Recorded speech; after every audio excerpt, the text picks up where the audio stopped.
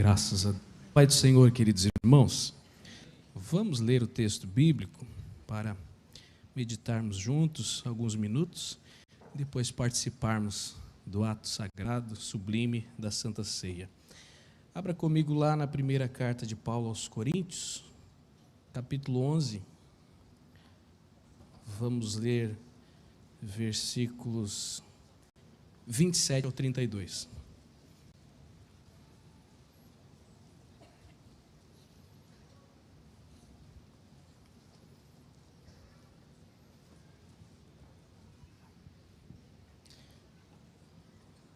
Texto bem conhecido, que nós geralmente lemos antes de participarmos da ceia, né? Mas vamos ler só o versículo 27 a seguir, que diz assim, 1 Coríntios 11, 27. Portanto, qualquer que comer este pão ou beber o cálice do Senhor indignamente, será culpado do corpo e do sangue do Senhor. Examine-se, pois, o homem a si mesmo, e assim coma deste pão e beba deste cálice, porque o que come e bebe indignamente, come e bebe para a sua própria condenação, não discernindo o corpo do Senhor. Por causa disso há entre vós muitos fracos e doentes, e muitos que dormem, porque se nós nos julgássemos a nós mesmos, não seríamos julgados, mas quando somos julgados, somos repreendidos pelo Senhor, para não sermos condenados com o mundo. Amém. Até aqui, queridos. Como já frisei, um texto bem conhecido dos irmãos, todos nós, às vezes até sabemos de cor esses versículos, mas às vezes não atentamos para o significado de cada um desses versículos, ou às vezes desprezamos, não somente ignorando o significado, mas amortecendo a mente, amortizando a mente, e ignoramos o significado real e participamos sem prestar atenção. Por isso achei bom conversar com os irmãos, trazendo esta lembrança, trazendo a memória sobre o símbolo que nós participamos aqui nos cultos com celebração da ceia do Senhor, esta ordenança. Este é um final de semana especial em que nós temos cumprimento das duas ordenanças. Hoje temos ceia, amanhã à tarde temos batismo em águas, lá no Centro Eventos. Então, um fim de semana festivo da igreja, que nos reunimos para celebrar, para desfrutar de comunhão uns com os outros e comunhão com o Senhor. É o símbolo que nós estaremos testificando ao participarmos deste memorial. O primeiro versículo que nós lemos, o versículo de número 27, destaca uma palavrinha chamada indignamente. A palavra indignamente chama a nossa atenção e às vezes nos traz certa preocupação. Não está errado em trazer esta preocupação. Talvez na leitura desses versículos que nós costumamos ler antes de servir o cálice e o pão, alguém pode pensar que são lidos os versículos para impor um medo ou um temor, e não é o que acontece. O ministro, o pastor, o dirigente sempre lê os versículos para a conscientização e para a nossa própria autoanálise. Porque realmente, ao lermos o versículo 27, o que come e bebe indignamente será réu do corpo e do sangue, ou na Almeida Revista Corrigida, será culpado do corpo e do sangue, automaticamente nós começamos a olhar para a nossa incapacidade de sermos santos. E ao olharmos para a nossa própria vida, é claro que nós nos consideraremos indignos. E nós não participamos da ceia por nosso próprio mérito, mas pelo sangue de Jesus. Eu e você hoje aqui podemos glorificar, porque é o sangue de Jesus que nos cobre e nos torna aptos a termos comunhão com Ele. Somos lavados e remidos neste sangue. Então, quando lemos este versículo, não vamos pensar somente na nossa situação, como está a nossa própria vida, é claro que é importante, mas nós chegaremos sempre à conclusão de que nós não somos dignos por nós mesmos. Agora, esta palavrinha está se referindo à maneira como eu me apresento para participar da ceia. Se eu fico analisando tudo o que aconteceu na semana, talvez murmurei de alguém, talvez cometi um deslize, falei algo que não devia, ouvi, dei um passo, tomei uma decisão, enfim, realmente não sou digno, não somos dignos. Mas nós precisamos participar com um olhar de entendimento para o ato sagrado da ceia. A palavra indignamente não refere-se somente a mim e aos meus méritos pessoais, mas se refere à maneira como eu participo da ceia do Senhor. O não participar indignamente é participar entendendo o que significa e prestando atenção naquele ato, não como alguém que faz algo mecânico, automático, sem pensar no significado. É alguém que realmente sabe o que está fazendo. O grande pregador John Wesley diz assim: participar de forma indigna e irreverente, sem levar em consideração tanto aquele que a instituiu, quanto o objeto da sua instituição, será culpado de profanar aquilo que representa o corpo e o sangue do Senhor. Por isso, o momento da ceia é este momento que nós pensamos, um momento reflexivo, entendemos a salvação, o Evangelho e a maneira como nós estamos vivendo o nosso dia a dia. Eu sei o que eu estou fazendo quando eu participo do pão e do suco da uva. Eu participo de maneira digna, compreendendo. Ora, a ceia é um memorial da morte de Cristo. É o símbolo de que nós fomos alcançados pela salvação, pela sua morte na cruz de Calvário. Parece que os irmãos da igreja em Corinto, os irmãos coríntios, estavam transformando aquilo simplesmente numa festa, em que não estavam atentando para o real significado do ato da ceia. E no meio daquela festa, acabavam participando indignamente, porque ignoravam o sentido daquele memorial. Reuniam-se para uma festa, inclusive festa que aconteciam determinados excessos, e isso nós precisamos atentar, não só no momento da ceia, mas em todos os cultos em que nós nos reunimos na casa do Senhor para prestar culto. Não é uma festa, um entretenimento qualquer para outros objetivos, não. É para adorar, para prestar culto ao Senhor. Nos reunimos para adorar, não para ter entretenimento, emoção, prazer momentâneo, sem comprometimento, não. Nos reunimos para adorar. E no ato sagrado testificamos o nosso compromisso até o fim, até o arrebatamento. A ceia traz para nós esse significado de comprometimento com a vida cristã. Aquele que faz isso sem prestar atenção está participando indignamente. Trazendo à memória o significado do sacrifício de Cristo, nós logo vemos que realmente não somos capazes, não somos dignos, mas por Ele, por causa dEle, agora temos o livre acesso e temos comunhão. Não é porque eu e você somos tão certinhos, fizemos tudo certinho nesta semana, nesses dias que passaram, que nós podemos sentir a presença do Espírito Santo aqui nos louvores, nas orações, na palavra. Não, é pela graça dEle, pela misericórdia dEle. E ao participar da ceia, nós trazemos isso à memória, isso nos leva a uma humilhação perante o Senhor, um comprometimento perante o Senhor. A Bíblia de Estudo Pentecostal diz assim, comer indignamente é participar da mesa do Senhor com um espírito indiferente, egocêntrico e irreverente, sem qualquer intenção ou desejo de abandonar os pecados conhecidos e aceitar o concerto da graça com suas promessas e deveres. Então, ao participar indignamente, ao ouvir esta palavrinha, você sabe que não seria capaz por seus próprios méritos, todos nós sabemos. Mas reconhecendo isso, agora eu sei que é pela graça de Jesus eu vou participar desse pão, porque a graça me alcançou. E isso automaticamente me leva a um estado de humilhação e agradecimento, gratidão ao Senhor, participando com alegria. Quando Paulo escreve aos Efésios, capítulo 8, versículo 1, ele diz assim, por isso eu, o prisioneiro do Senhor, peço que vocês vivam de maneira digna da vocação que foram chamados.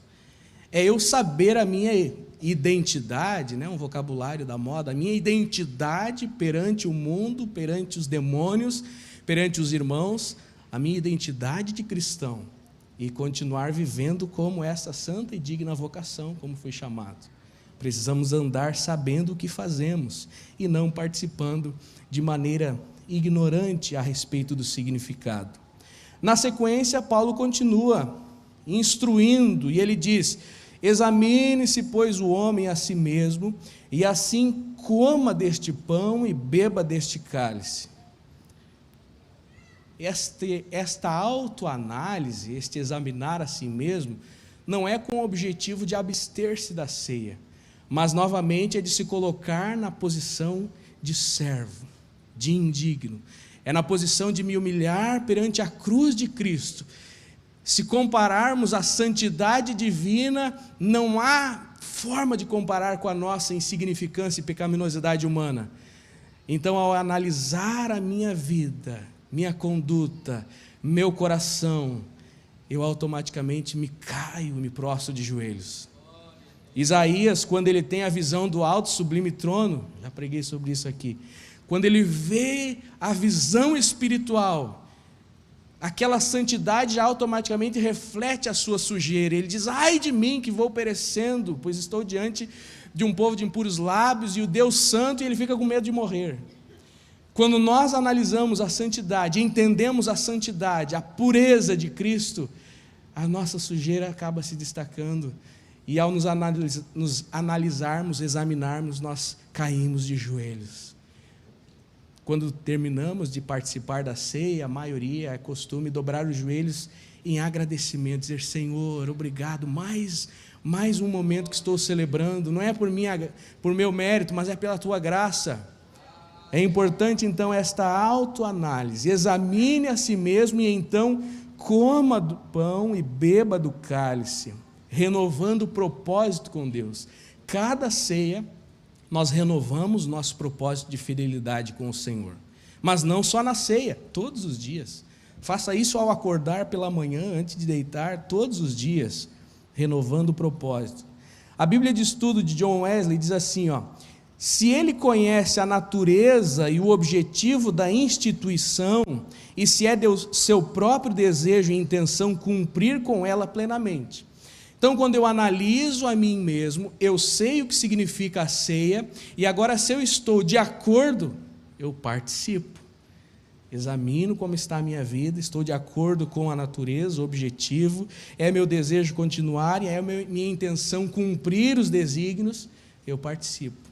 É um reafirmar do propósito todos os momentos que celebramos este memorial. Propósito com Cristo, propósito com Deus. Na segunda de Paulo aos Coríntios, capítulo 3, versículo 5, diz assim: examinem-se para ver se realmente estão na fé, provem a si mesmos, ou não reconhecem que Jesus Cristo está em vocês, a não ser que já tenham sido reprovados.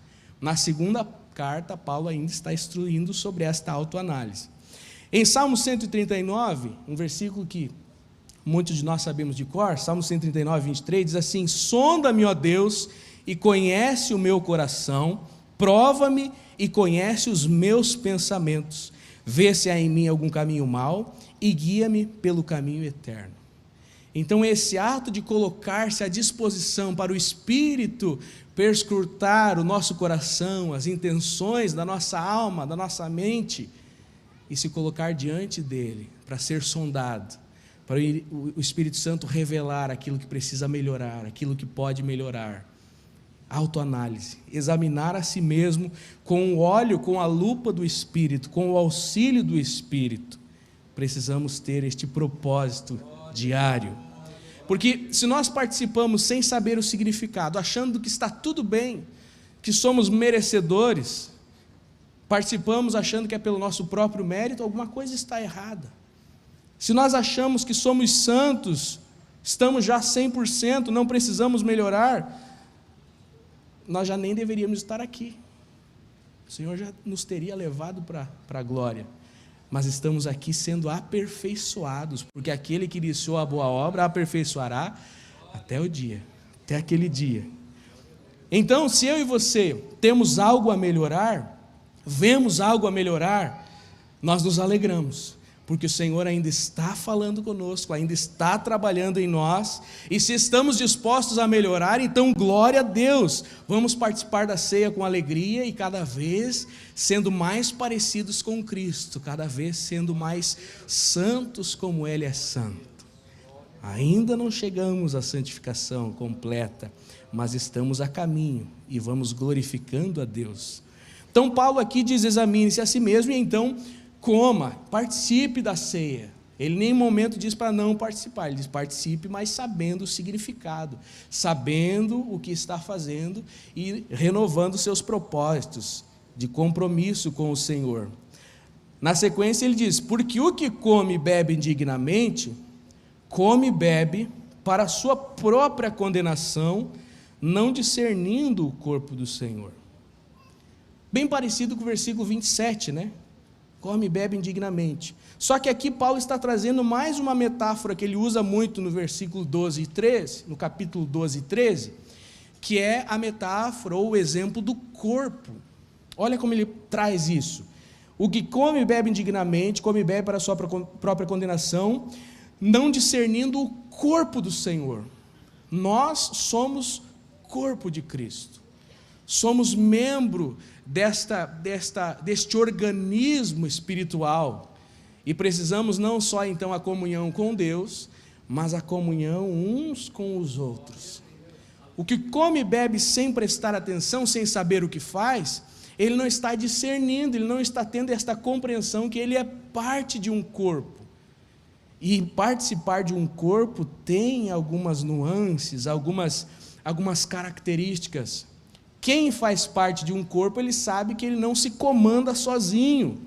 Não existe membro sozinho amputado do corpo. Não vive, não sobrevive. Quem participa do corpo, ele sabe que ele não tem cérebro próprio, ele está sobre a cabeça, o cabeça que é Cristo. Ele é comandado pelo Espírito Santo.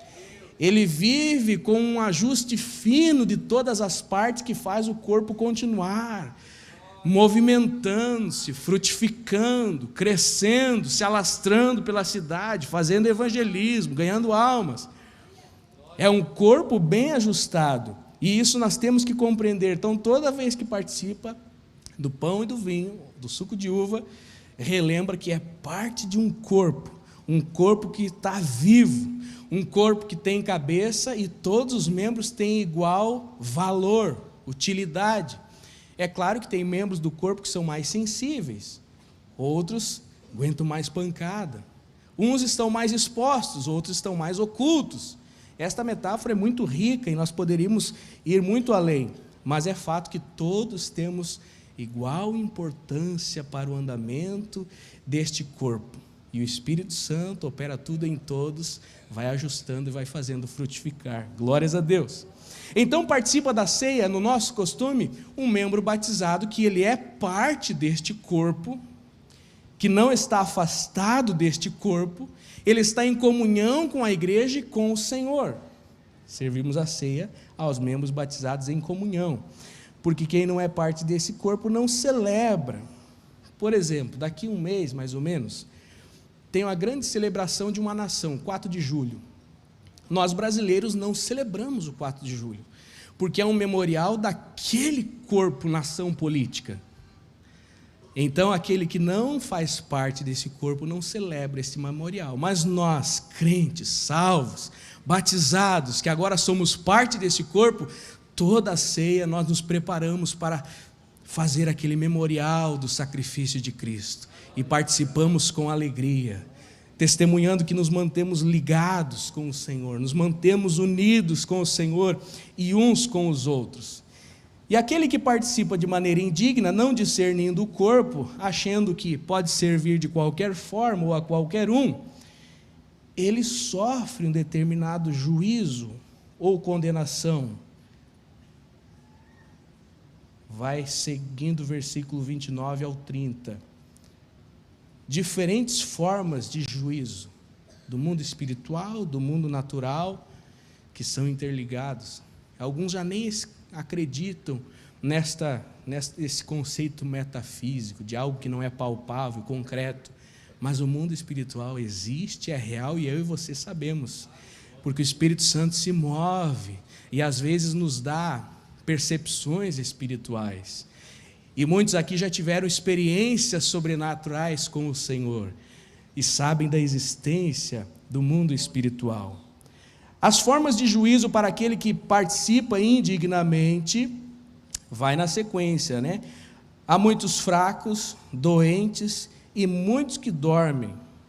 Não refere-se aqui somente a uma fraqueza física, doença física, mas também espiritual, um enfraquecimento espiritual.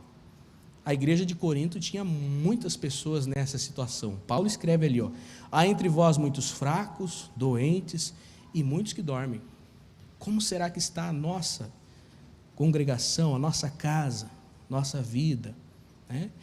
Então imagine um braço que está enxertado no corpo e ele não está recebendo a orientação do cabeça, que é a liderança do corpo, ele vai enfraquecer. Ele rejeita o sangue que vem, ele vai enfraquecendo, ele vai adoecendo, ele fica adormecido e ele às vezes é amputado, né? Por exemplo, uma doença autoimune, ela ataca algo que está saudável, é um corpo que está doente. Existem por aí partes de corpos doentes.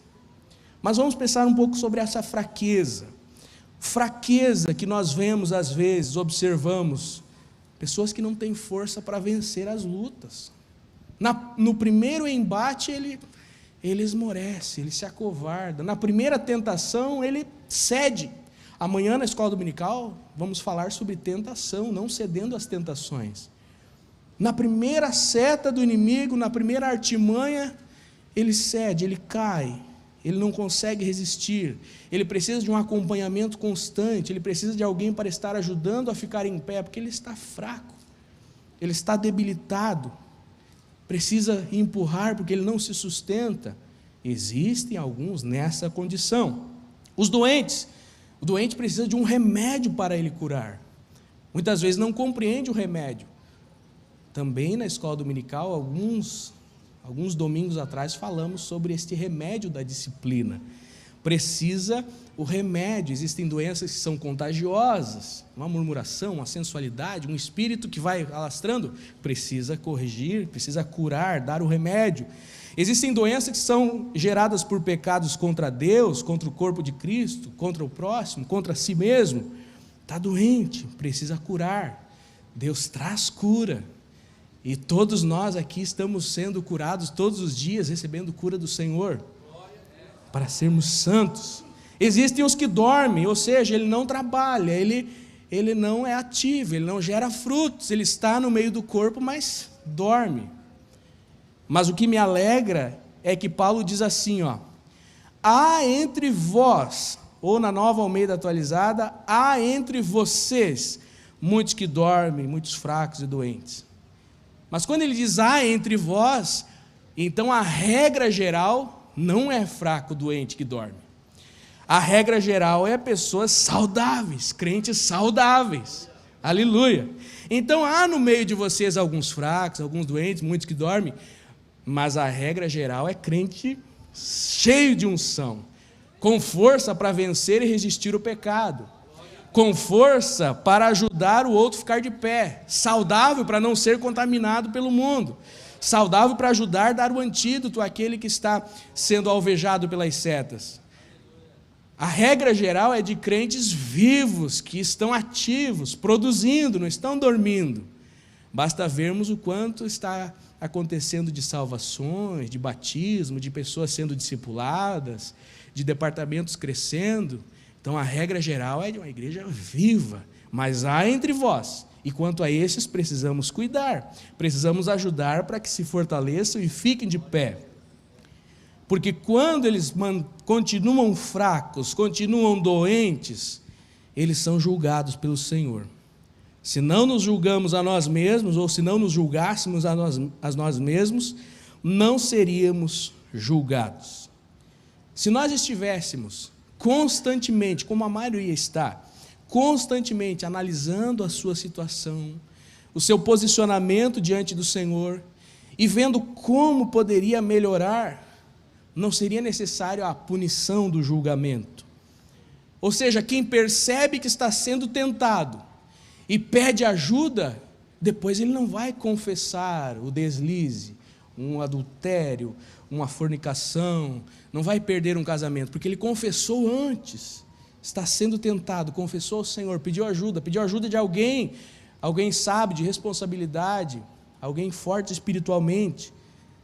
Ele julga a si mesmo que está sendo tentado, pede ajuda, para depois não ser julgados pelo Senhor.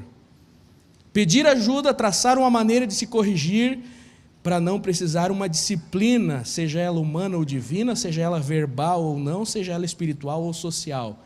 As diferentes disciplinas que são aplicadas no caso de pessoas que precisam desse julgamento. Então, antes de precisar um julgamento, um juízo, eu observo a minha vida e me lanço aos pés da cruz. Eu faço autoanálise e vejo: Senhor, eu falei uma palavra que não devia nessa semana, me perdoa, tem misericórdia, e me jogo aos pés da cruz pedindo perdão e graça para melhorar. Sim, eu estou me autoanalisando e julgando a mim mesmo para manter-me firme na presença do Senhor, porque quando vem o julgamento pode ser pesado, mas o julgamento ou a disciplina do Senhor é para aqueles que quem ama. Quando somos julgados, somos repreendidos pelo Senhor para não sermos condenados com o mundo. Somos repreendidos para vivermos, não para morrermos. O propósito do Senhor e de todos aqueles que o seguem e professam a fé não é de julgar e mandar ninguém para o inferno, não, mas é para alertar e colocar de pé. É para manter saudável no meio do corpo de Cristo. Então se alegre quando em alguma palavra, pregação ou uma palavra de um líder, você sentir um puxãozinho de orelha. O Senhor está corrigindo aquele a quem ama, para não ser julgado com o mundo. Qual é o julgamento do mundo? O mundo será lançado aonde foi destinado para Satanás, nem era para os seres humanos, vai ser lançado lá, porque seguem a linha de pecaminosidade, vão contra Deus, não aceitam o sacrifício e serão julgados no final dos tempos, serão condenados no final dos tempos. Então, a disciplina do Senhor é para que nós não sejamos condenados com o mundo. Por muitas situações somos corrigidos, disciplinados, e isso é digno de nós nos alegrarmos. Se ao você fazer a autoanálise antes de participar da ceia, você perceber que há alguma coisinha que precisa melhorar, se alegre. O Espírito Santo ainda está se comunicando com você, que ele ainda está trabalhando. Agora, aquele que participa indignamente, participa do pão, do suco, mais um culto, vou embora, está tudo bem, não. Alguma coisa está errada. Precisa voltar a entender o princípio para participar dignamente da ceia do Senhor. Vamos ficar em pé? Eu quero logo orar pelos irmãos. Então precisamos entender que a ceia não é algo insignificante, não devemos participar de qualquer maneira, mas também não deve se ausentar ou se autodisciplinar por pequenas coisas. Tem coisa que é fácil, pedir perdão para o cônjuge, pedir ajuda de um pastor, fazer propósitos de melhorar. Tem coisas que exigem um conserto maior, a ajuda de alguém, né? Como doenças maiores, precisa uma recomendação de um médico. Mas tem coisas que é mais fácil.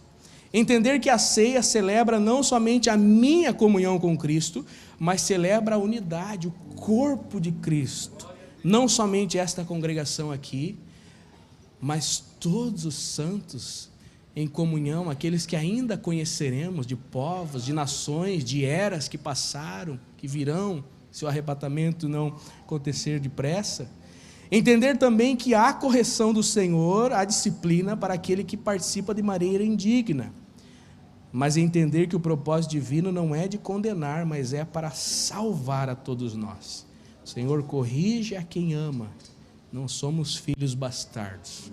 Então nós vamos orar, uma oração de gratidão, uma oração agradecendo a Deus. Se você consegue entender o sacrifício na cruz do Calvário, reconhece que não é digno, mas pelo sangue, pela graça, pode participar e ter comunhão com o Senhor.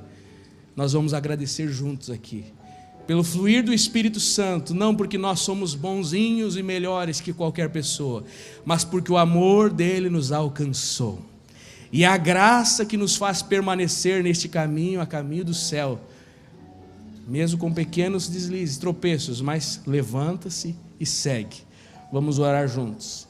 Talvez, se algo alertou, ao você fazer a autoanálise, algo destacou-se, como uma sujeira que você precisa de auxílio para limpar, procure a ajuda dos pastores, dos líderes, para que você não venha perecer, fica fraco, adoece, amortece e é amputado. Não, dá chance, dá tempo, tem chance ainda de curar e novamente ter saúde espiritual, para vencer as lutas, para ajudar outras pessoas, para frutificar. Vamos orar juntos. Senhor, eu te agradeço, acima de tudo, porque não somos nada, não somos merecedores, não somos dignos, Senhor, mas a tua graça nos alcançou, nos resgatando da mão do inferno, dos pecados, uma vida que estava fadada ao fracasso e ao lago de fogo. Mas o teu amor nos envolve, o teu sangue nos cobre, por isso hoje podemos participar em comunhão contigo, Senhor, Deus dos deuses, santo, perfeito, sem limites para o teu poder. E agora nós, meros mortais, falhos e pecadores, podemos testificar que temos comunhão com o Rei do Universo. É por isso que te agradecemos, Senhor, porque o teu Espírito continua trabalhando em nós, e muitas coisas velhas já vencemos, muitas coisas que antes nos enganavam já não enganam mais. Agora temos passo firme para o céu, não desviamos do caminho, reafirmamos este propósito, que temos uma aliança contigo, que nada vai nos demover deste propósito, nada vai nos arrastar de diante de ti. Senhor, olha para este irmão, que talvez esta irmã que precisa da tua ajuda, está enfraquecendo, mas hoje é dia de receber força, de receber renovo, de receber saúde espiritual. Se alguém está se sentindo meio amortizado, que ele possa ser ativo e frutificar a partir deste momento, gerando frutos e não dormindo, porque o arrebatamento está prestes a acontecer e nós não podemos ser pegos tosquenejando. Obrigado, Senhor, pelo privilégio de participar em comunhão contigo e uns com os outros, em nome de Jesus.